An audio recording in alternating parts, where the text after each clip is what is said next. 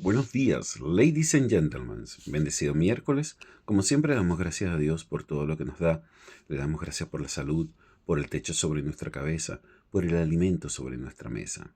Le damos gracias por la familia, por los amigos, por el empleo, por los estudios, por los proyectos.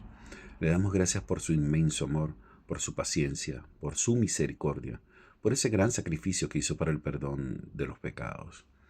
Damos la bienvenida al Espíritu Santo para que sea Él el que nos dé el entendimiento sobre lo que estamos por aprender. Y continuamos con el estudio del libro de Malaquías.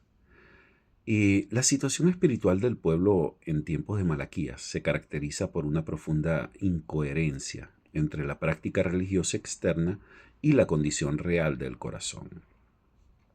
Aunque el templo estaba en funcionamiento y los rituales continuaban, la relación con Dios se había vaciado de reverencia y obediencia sincera. El Señor confronta esta realidad señalando que la honra que le correspondía había sido reemplazada por una actitud de menosprecio. En Malaquías 1:6 expone esta condición cuando Dios declara: "Si yo soy Padre, ¿dónde está mi honra?", revelando que la crisis espiritual no era circunstancial, sino relacional. Esta decadencia eh, se manifiesta en primer lugar en la manera en la que el pueblo percibía el amor de Dios. En lugar de responder con gratitud por la restauración concedida después del exilio, Israel cuestiona la fidelidad divina con incredulidad abierta. En Malaquías 1:2 registra la pregunta: ¿en qué nos amaste?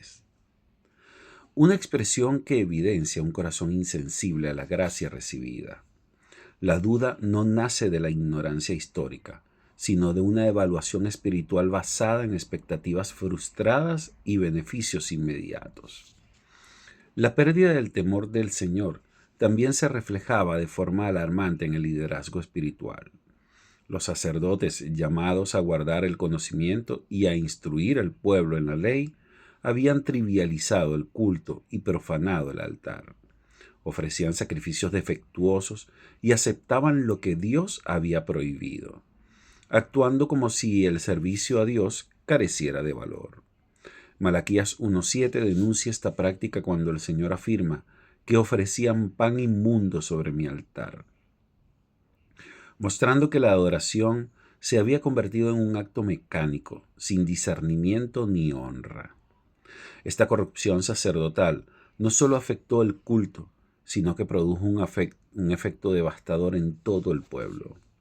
Al ver un liderazgo espiritual complaciente y negligente, la nación fue arrastrada hacia una fe superficial. Dios declara que los sacerdotes se habían apartado del camino correcto y habían hecho tropezar a muchos.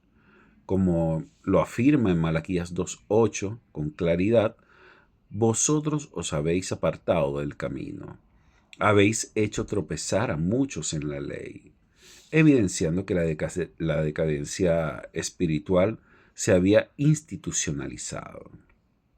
La crisis espiritual también se manifestó en la vida familiar y social. El matrimonio, establecido por Dios como un pacto sagrado, fue tratado con ligereza mediante la infidelidad y el abandono. Esta conducta revela una desconexión entre la adoración pública y la obediencia privada. Malaquías 2:14 recuerda que el Señor fue testigo del pacto matrimonial, y Malaquías 2:16 declara que Jehová, Dios de Israel, ha dicho que él aborrece el repudio, dejando en claro que la infidelidad conyugal era una expresión directa de infidelidad espiritual. La actitud del pueblo hacia la provisión divina confirmaba aún más la dureza del corazón. La retención de los diezmos y las ofrendas no respondía a una falta de recursos, sino a una falta de confianza en Dios. Al negarse a obedecer en esta área, Israel demostraba que había dejado de depender del Señor. En Malaquías 3:8 confronta esta realidad cuando Dios pregunta: ¿robará el hombre a Dios?, exponiendo que la desobediencia financiera era un síntoma de una relación quebrantada con Él. Esta condición espiritual llevó al pueblo a adoptar una visión distorsionada del servicio a Dios. Muchos comenzaron a considerar inútil la obediencia y a envidiar la aparente prosperidad de los impíos. Malaquías 3:14 registra esta mentalidad cuando el pueblo afirma: por demás es servir a Dios, revelando una fe utilitaria que medía la fidelidad por resultados inmediatos y no por convicción espiritual. Sin embargo, en medio de esta decadencia generalizada, el libro también reconoce la existencia de un remanente fiel. No todos habían endurecido su corazón. Algunos temían al Señor y meditaban en su nombre. Aun cuando la mayoría se apartaba, en Malaquías 3:16 declara que entonces los que temían a Jehová hablaron cada uno a su compañero, mostrando que Dios siempre preserva a un pueblo fiel, incluso en tiempos de apatía espiritual. En conjunto, la situación espiritual del pueblo en tiempos de Malaquías revela que el mayor peligro para la fe no es la persecución externa, sino la complacencia interna. Israel no había abandonado la religión, pero había abandonado la reverencia.